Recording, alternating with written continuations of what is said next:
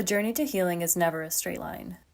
And so just because it feels like you're moving backwards in life doesn't necessarily mean that it's true.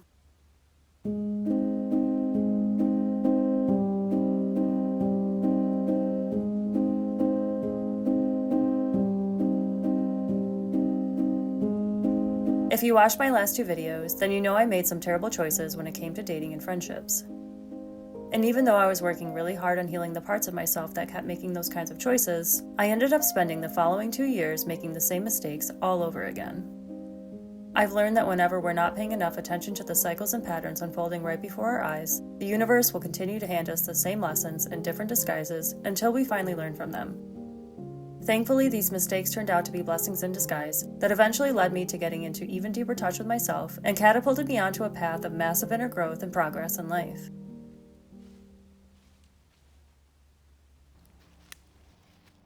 In late spring of 2020, after the world shut down due to COVID, I started hanging out with a girl that I met through my ex-best friend from my last video.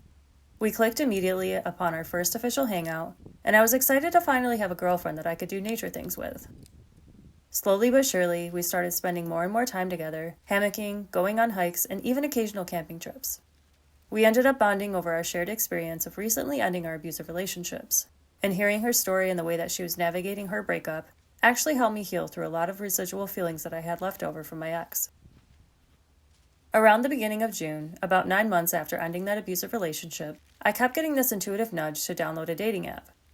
Up until that point, I had never been on a dating app before, since I was in 2 different 6-year relationships back-to-back with guys that I met organically in real life. I was very hesitant, but after a couple weeks of this nagging feeling that I needed to practice talking to new people, I finally decided to go for it. I quickly realized that I was not at all prepared for the dating app world, and I ended up lasting all of 3 days. Most of the guys that I connected with were only looking for one thing, and the guys that didn't come off as super desperate and eager couldn't even hold a conversation. There was, however, one guy in particular that did stick out to me. We ended up having deep discussions about philosophy, religion, and spirituality, so I ended up sending him a message that said, "I'm deleting this app. If you'd like to continue talking, here's my Instagram handle. And if I don't hear from you again, good luck, and I hope you find what you're looking for." Not much time passed at all before he messaged me on Instagram, and we continued chatting and getting to know one another before agreeing to go on a date the following week. The date itself went pretty well. That was until the end of the night after everyone cleared the beach, and the only light left was a single street lamp about 100 yards away. We sat facing one another as he leaned in to give me a kiss, then before I knew it, he pulled me up onto his lap, pressing me against everything. Panic rushed through my body at lightning speed, and in that moment I completely froze, unsure of what to do.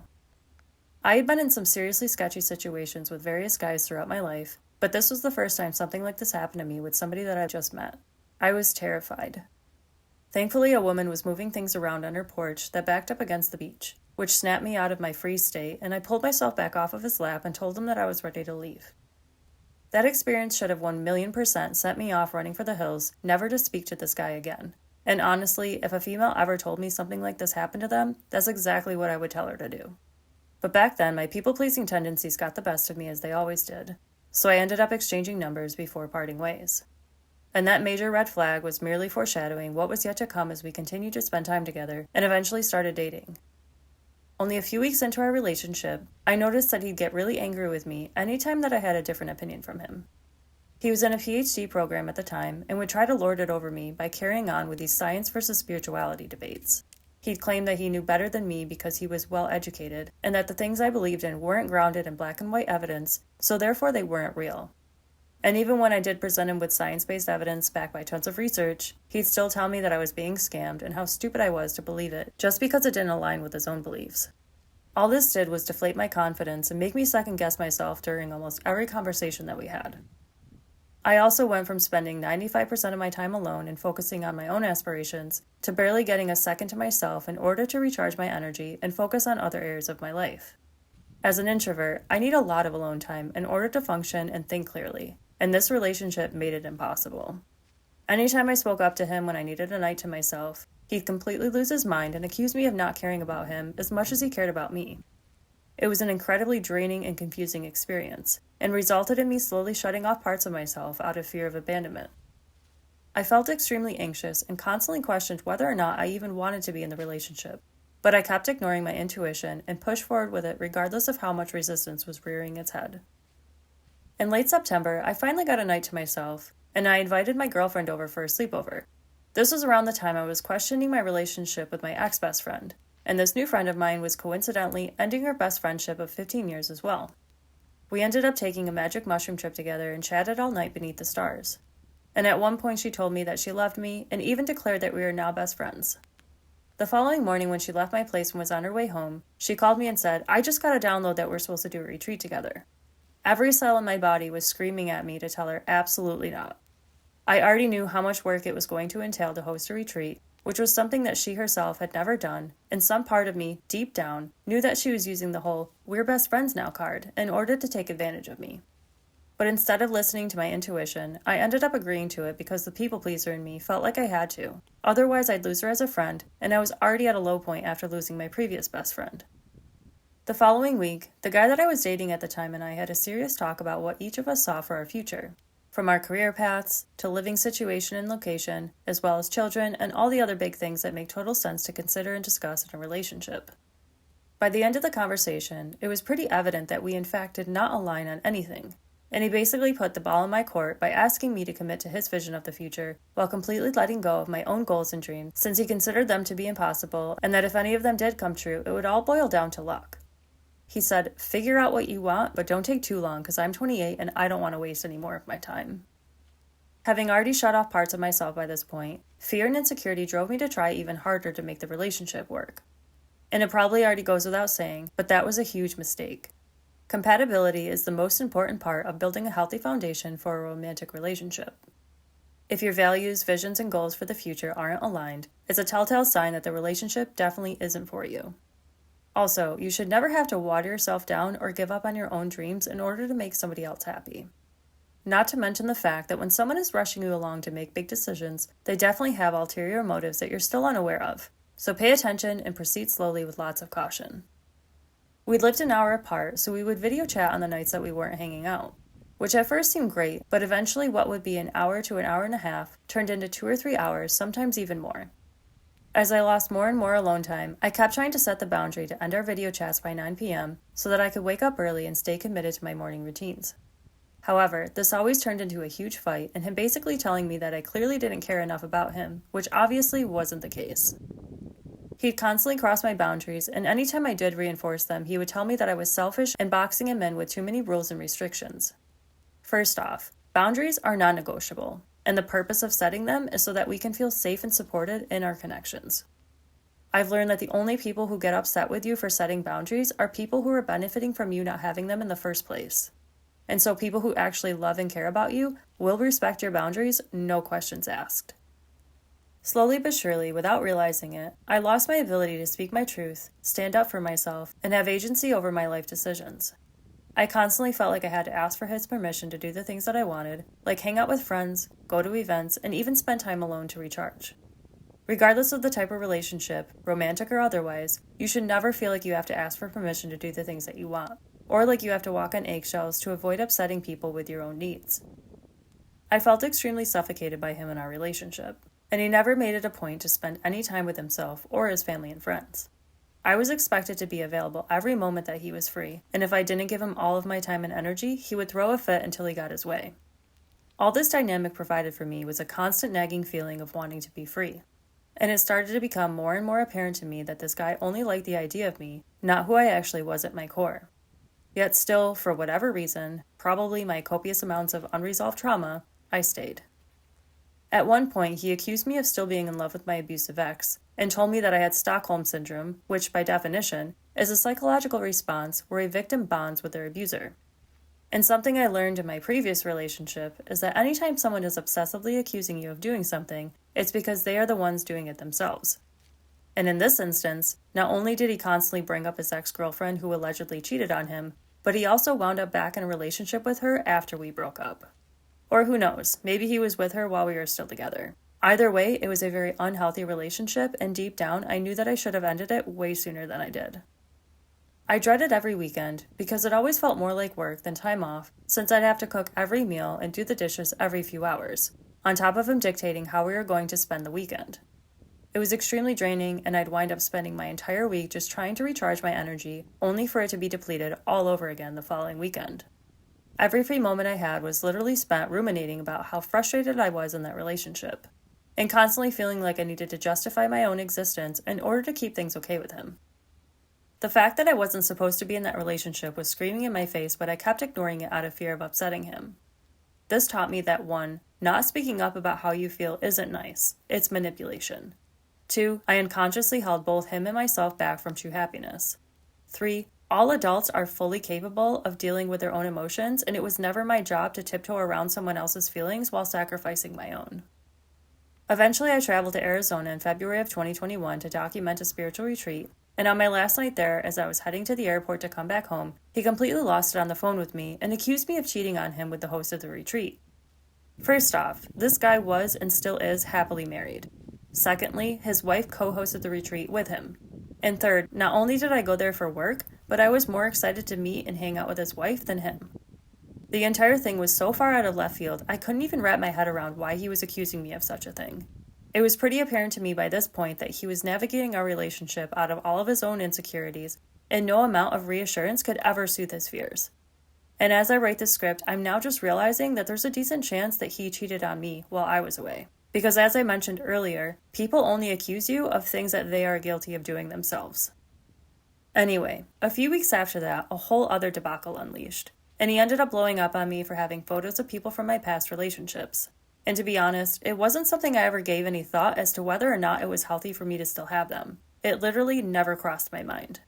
However, he was absolutely mortified by it, and demanded that I go through all of my social media, photo albums, and external hard drives and get rid of every last one. I think one of the funniest things about this relationship was how hilariously hypocritical he was about everything. Not only did he have photos of his high school girlfriend in his photo albums, but he also had plenty of photos of his ex-girlfriend on his Instagram. Now in this particular scenario, I did delete all of the photos from social media, and I burned all of the physical copies in my photo albums. Because yes, there's literally no reason for me to be displaying them online or to have to accidentally turn a page in a photo album and see an ex of mine. However, if I was going to go through literally tens of thousands of photos buried deep on my external hard drives, I was going to get rid of them because I was ready to, not because he was pressuring me to do so. And as you can imagine, that only sent him into further bouts of rage, which began a 6-week-long journey of him projecting all of his anger and insecurities onto me over the phone and in person, nonstop. My nervous system was so jacked up to the point that I couldn't even function on a day-to-day basis. The relationship had officially consumed me and completely knocked me out of emotional balance, but I still stood my ground and held firm boundaries because I was determined to never allow another person to control me. Eventually, he saw a therapist for a few weeks in order to prove to me that I was wrong and he was right. Unfortunately for him, the therapist agreed with my point of view and told him that you can't force someone to let go of something before they're ready, and that it isn't anyone's business or responsibility to pressure someone else's growth. After receiving the therapist's advice, he did end up dropping it. And not long after that, I did end up cleaning out my external hard drives because it was never about the photos or me trying to hold on to the past. It was for the fact that his insecurities constantly drove our relationship, and I was tired of having to be the one always bending over backwards trying to prove that I was trustworthy when I never gave him any reason to think otherwise. I thought by getting rid of the old photos that our relationship would finally improve, but it actually got even worse. Not only did he continue to use me as his emotional punching bag, but he kept giving me ultimatums and threatening to end our relationship if I didn't comply with his ridiculous requests. He claimed that I owed him for all of the sacrifices that he made for our relationship when I never asked him to sacrifice anything, nor was I ever a part of any sort of conversation to begin with. He decided all on his own what he deemed as a sacrifice and tried to make me responsible for the choices that he was making all on his own.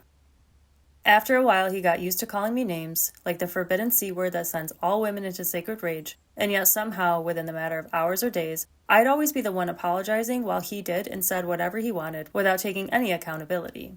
And I just kept gaslighting myself into thinking that I was happy in the relationship, when in reality, I was miserable and afraid of hurting his feelings.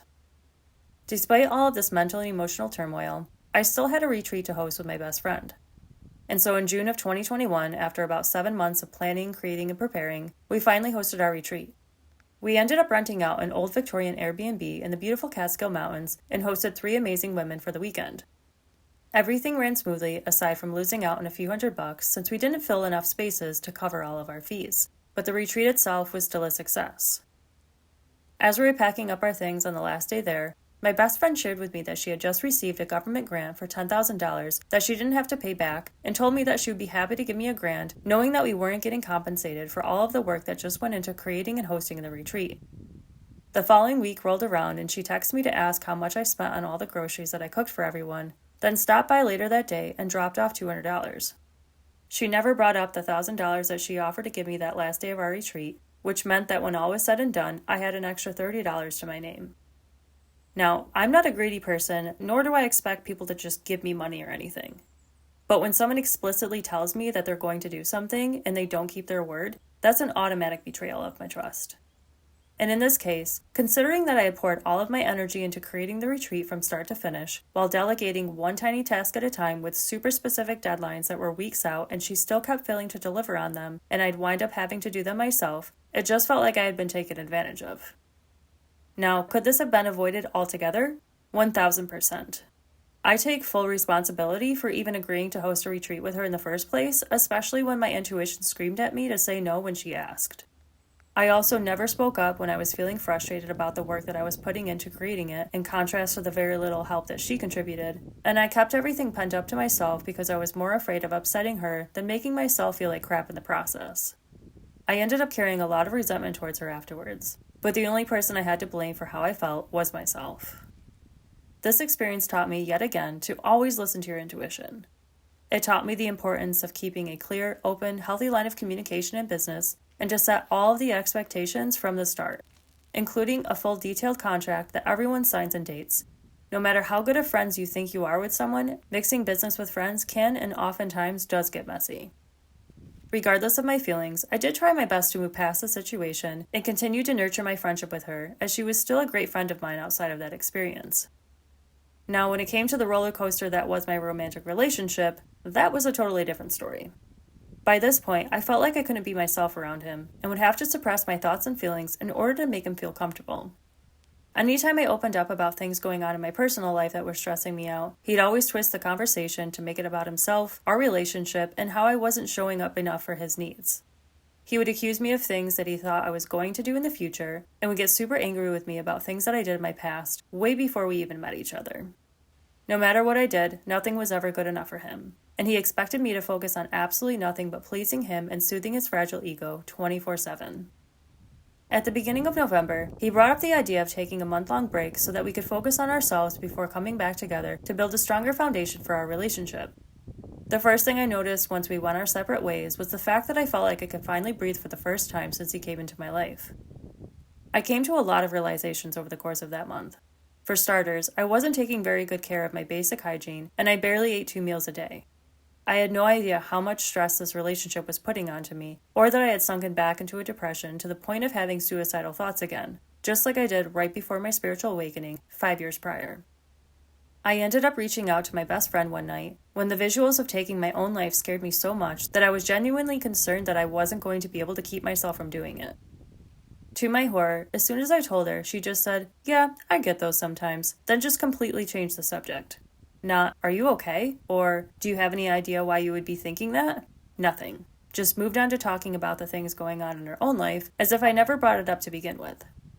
That was the first time in a 1.5 years of our friendship that I felt blatantly dismissed by her. I was confused, angry, and still terrified to be alone with my thoughts. And even though I couldn't quite put my finger on it, something about this friendship started to not feel quite right anymore. And pretty soon, that was about to become more obvious to me. That phone call wound up making me feel even more alone, yet simultaneously more determined to figure out why and how I found myself back into such a deep depression. I knew from all of my previous experiences that anytime I was having thoughts about taking my life, it was because I was living really far out of alignment with my truth and what felt right to me on a soul level. Deep down, I knew that my emotional needs were going completely unmet in my romantic relationship, and that all of his gaslighting, manipulation, and abuse was taking a serious toll on my mental health.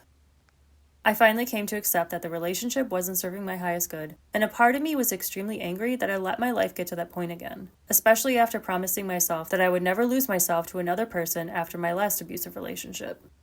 My anger fueled my determination to take my power back and free myself from being someone I wasn't just to make someone else happy.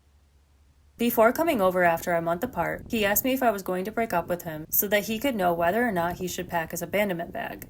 All I thought to myself was, here we go again, more manipulation and trying to play on my insecurities of always wanting to please everyone. I told him to just come over because we haven't even talked yet. He ended up packing it anyways, and later on that day started to pull out mementos from our relationship, trying to get me to focus on all the good things that happened, as if it was going to erase all of the bad stuff. I don't remember what exactly I said to him in response, but I do remember him throwing his glasses across the room and one of the lenses busting out of the frames, which made me even more terrified to break up with him, so I ended up staying out of fear of making him mad. From that day forward, I couldn't help but feel anxious every time I had to see or talk to him. There was no more denying that I needed to end the relationship, and so I finally broke up with him about 2 weeks later.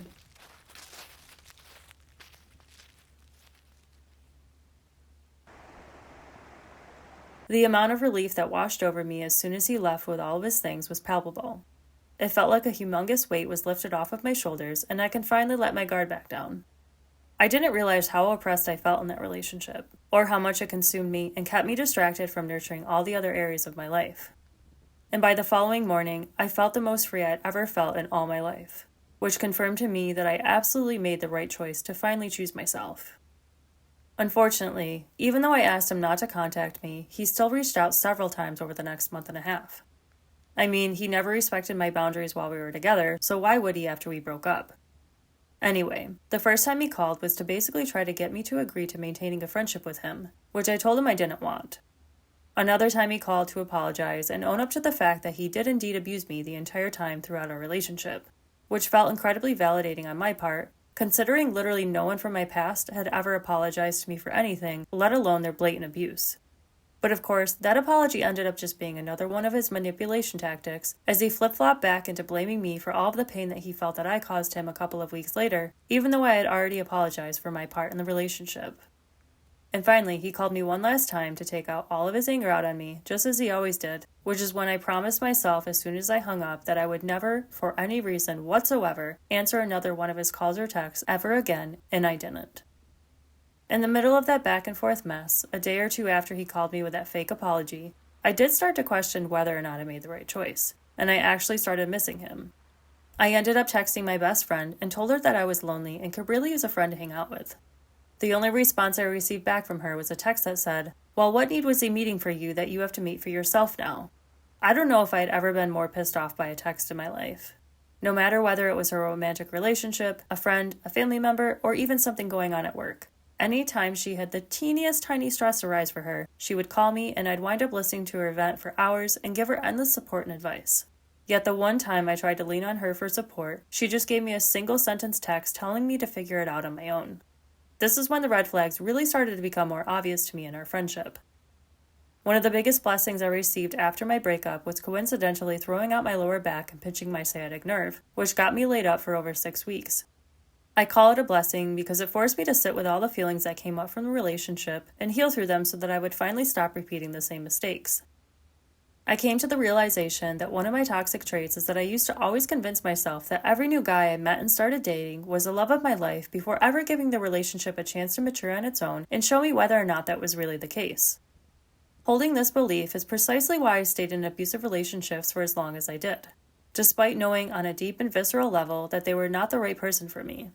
And the reason I convinced myself of such a ridiculous belief was for the sole fact that I grew up in such a toxic environment, constantly trying to gain the love and approval of my parents, which no matter how hard I tried, I never received it. And so all of the relationships I was in up until then were literally just mirroring the exact same experience I had as a kid. I kept giving all of my power away to my previous romantic partners because I unconsciously saw them as authority figures instead of my equal. So even though it was extremely painful, it was still in some weird twisted way what was most comfortable and familiar to me. By that point, I was so burnt out from romantic relationships that I decided to stop looking for love, and trusted that the universe would bring me whoever I was supposed to be with, no matter how long that meant that I'd be single for. And so I decided to dedicate myself to focusing back on my inner healing journey, becoming my own best friend, and recommitting to bringing my goals and dreams to life. Creating this promise of myself actually kickstarted me into really taking charge back over my life in an even bigger way than ever before. I finally had this deep urge to stop doing things that were destructive to my life. And so I ended up quitting alcohol, gave up caffeine, and even though it took me a few months, I worked extremely hard on quitting smoking cigars, all of which I'll be going into great detail in a future video. A few weeks after I quit drinking, I shared with my best friend that I was strongly considering quitting weed as well, because I noticed a massive difference in my overall health and mood just from letting go of alcohol alone. Her response was, "Well, I don't really think you need to let go of everything. It's not like you're addicted to weed." This is no hate or shade towards her or anyone who smokes or just any substance for that matter.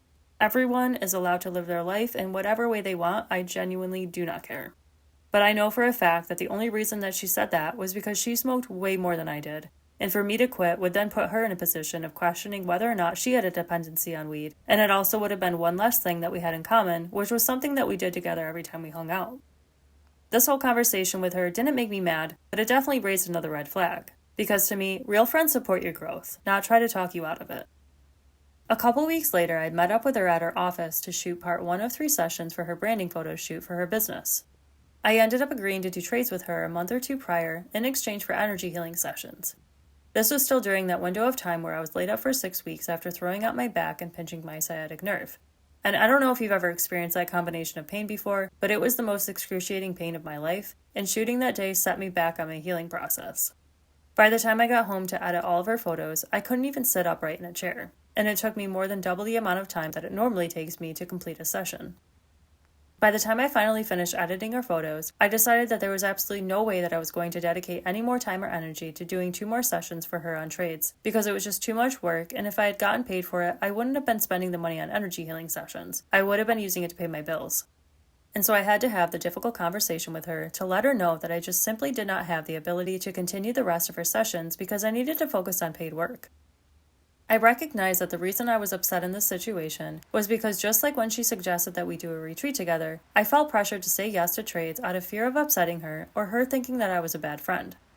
So I played out my people-pleasing patterns again, got myself into this predicament, and dealt with the feelings in private, as I always did back then. This situation taught me to just speak up and be straightforward with people, regardless of how uncomfortable the conversation is. Being nice and just agreeing to do things to appease others is not only inauthentic, but you also hurt yourself in the process. I didn't hear much from her after that. Our communication went from every other day to once every few weeks.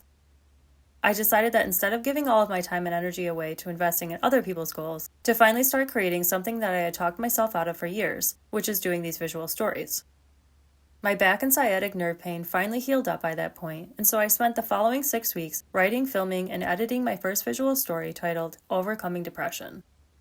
The day after I posted it, my best friend and I were on the phone, and she casually brought up, "I watched your video." I said, "Yeah?" And she said, "I loved it."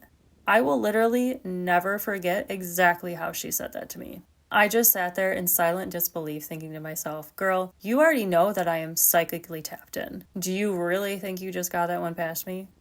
Then she said, "I can't believe that you danced in it. I'm the one who's the dancer. How come you get to do that and I can't?"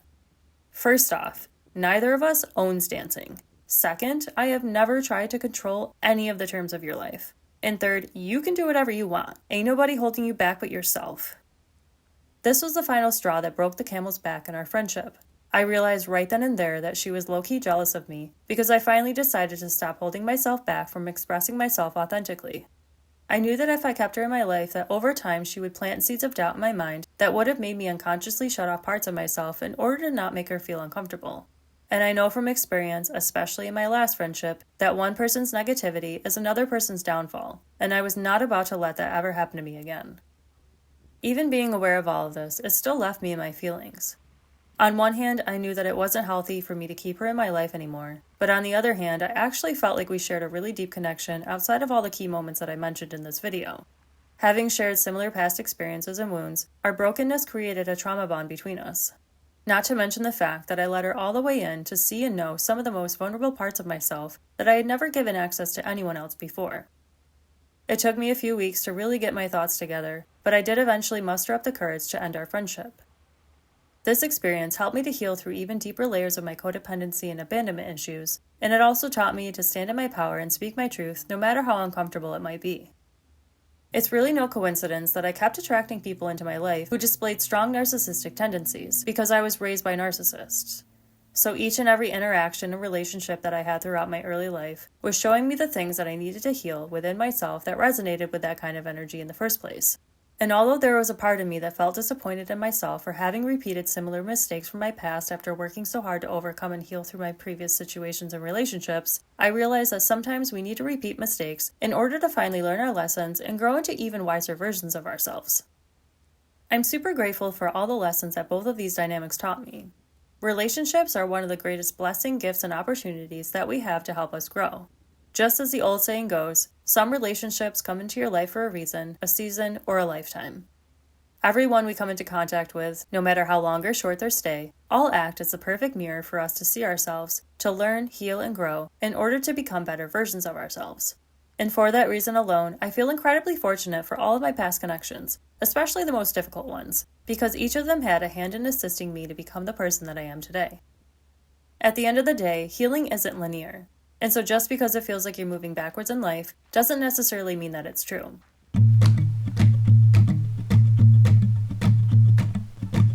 Life is always presenting us with two options: evolve or repeat.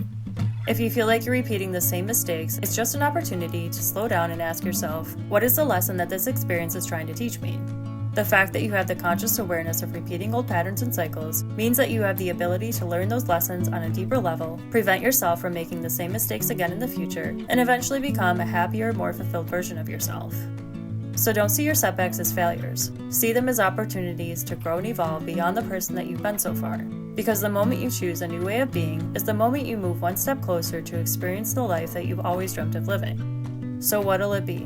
Remain a victim of your circumstances, or finally take your power back and show yourself who you came here to be?